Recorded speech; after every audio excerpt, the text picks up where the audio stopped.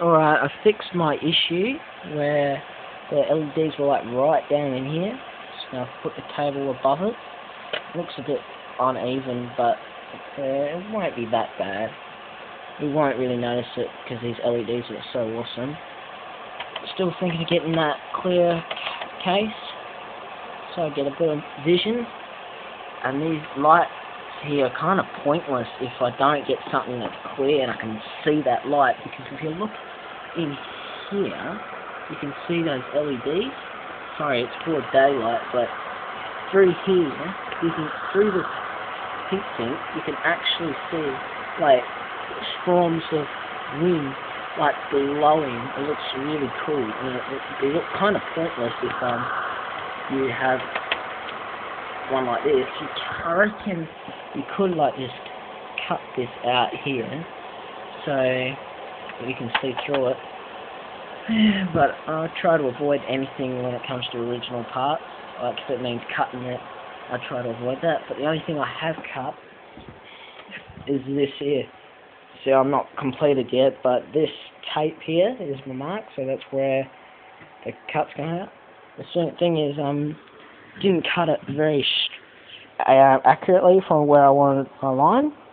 So now I had to go closer, and because I'm doing it by hand, it gets harder.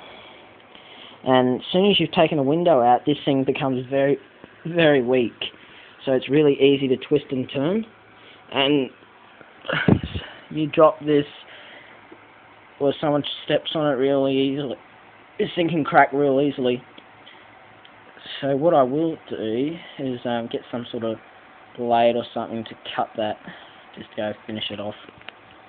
Just go around. And go around, then I get a tiny file. Yeah.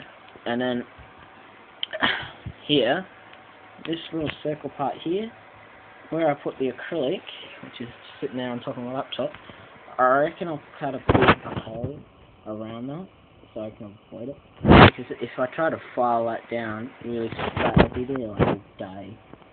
But these things here, these knot flaps and everything, they'll have to be cut off and filed down to size. And yeah, but this screw here, I'm going to have to cut another hole in there so it's sort of straight over, and probably file the little sections around it down.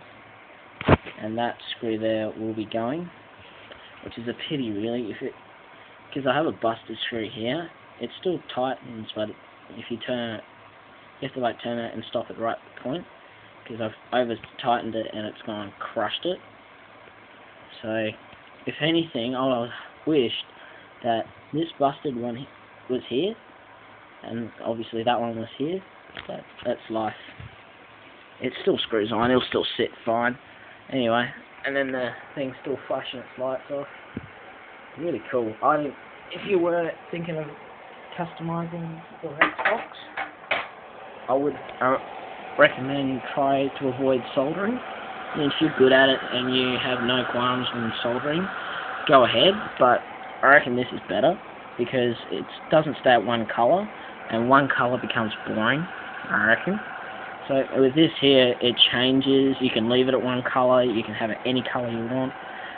This is just the top notch. And thinking of changing the LEDs in here by buying a new circuit board. But yes, you're going to say, oh, but you can solder the LEDs. Yeah, here's the thing. I'm shit at soldering. I hate that bastard. I'll do anything to avoid it.